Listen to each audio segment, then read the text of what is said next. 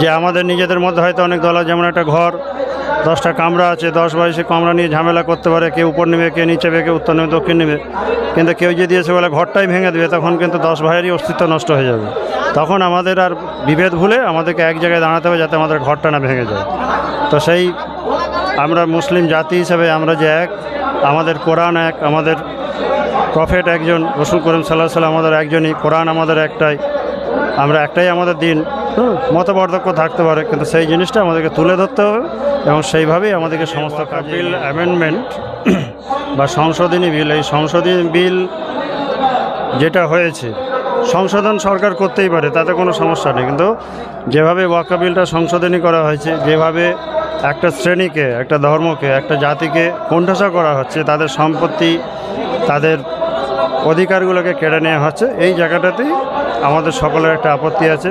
যার জন্যই আমরা সকলেই চাই এবং সমস্ত ভারতবাসী, সমস্ত একযোগে প্রতিবাদ করা উচিত যে এই অ্যামেন্ডমেন্ট বিল যেন বাতিল হয়। কারণ এই অ্যামেন্ডমেন্ট বিলের মাধ্যমে একটা শ্রেণী তাদের জমি, তাদের বাড়ি, তাদের উপাসনাস্থল, তাদের দরগা, তাদের কর্মস্থান, যেগুলো সব দখল করা হবে বা যেভাবে চলছে, তো সেগুলো এই বিলটা যাতে বাতিল হয়, এটা আমরা চাচ্ছি। আমরাও সমস্ত জায়গায় যেখানে যেখানে হয় আমরা বলেছি যে আপনারা শান্তিপূর্ণভাবে অসহযোগ করুন, কোনো ভাঙচুর, কোনো অন্যায়, কোনো রেল অবরোধ, বাস এসব নয়, শান্তিপূর্ণভাবে সরকারের কাছে আপনার ডেপুটেশন দিন।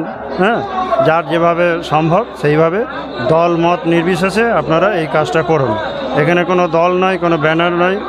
হ্যাঁ, আমরা মুসলিম উম্মাহ হিসাবে, মুসলিম জাতি হিসাবে আমাদের সকলের যে আমরা এক, এই বার্তাটাও দেওয়া। তার সঙ্গে সকলে যদি আমরা একসঙ্গে মিলেমিশে দলমত ভুলে একসঙ্গে যদি আমরা এই আন্দোলনটা করতে পারি, আমাদের আশা তাহলে সরকারে বাধ্য হবে এই বিলটাকে সরিয়ে নিতে, বাতিল করতে। তো সেটাই আমাদের হওয়া উচিত। কিন্তু কখনোই এটা কাম্য নয় যে আন্দোলন করতে গিয়ে সরকারি সম্পত্তি নষ্ট করব, সরকারি জিনিস ধ্বংস করব, হ্যাঁ, অন্যান্য মানুষের ক্ষতি করব, নিরীহ মানুষের উপরে অত্যাচার করব, এটা আমাদের কাম্য নয়। অর্থাৎ সব দিক খেয়াল রেখে আমাদের শান্তিপূর্ণভাবে আমাদের প্রতিবাদ করা উচিত সরকারের কাছে, এটাই আমাদের বার্তা। এবং সেভাবেই আমরা আমাদের যত অনুসারী আছে, হাক্কানি আঞ্জুমানের যত ফলোয়ার্স আছে, তাদেরকে আমরা এই কথাটাই বলেছি যে আপনারা অসহযোগ করতে পারেন, আন্দোলন করতে পারেন, কিন্তু কখনো সেটা হিংস্র নয়, শান্তিপূর্ণভাবে করুন। একটা জিনিস যে আমাদের নিজেদের মধ্যে হয়তো অনেক দল, যেমন একটা ঘর 10টা কামরা আছে, 10-22 কামরা নিয়ে ঝামেলা করতে পারে, কেউ উপর নেবে, কে নিচে নেবে, কেউ উত্তর নেবে, দক্ষিণ নেবে। কিন্তু কেউ যদি এসে বলে ঘরটাই ভেঙে দেবে, তখন কিন্তু 10 ভাইয়েরই অস্তিত্ব নষ্ট হয়ে যাবে। তখন আমাদের আর বিভেদ ভুলে আমাদেরকে এক জায়গায় দাঁড়াতে হবে, যাতে আমাদের ঘরটা না ভেঙে যায়। তো সেই আমরা মুসলিম জাতি হিসেবে আমরা যে এক, আমাদের কোরআন এক, আমাদের প্রফেট একজন, রাসূল করিম সাল্লাল্লাহু আলাইহি ওয়াসাল্লাম আমাদের একজনই, কোরআন আমাদের একটাই, আমরা একটাই আমাদের দিন। মতপার্থক্য থাকতে পারে, কিন্তু সেই জিনিসটা আমাদেরকে তুলে ধরতে হবে এবং সেইভাবেই আমাদেরকে সমস্ত কাজে এগিয়ে যেতে হবে।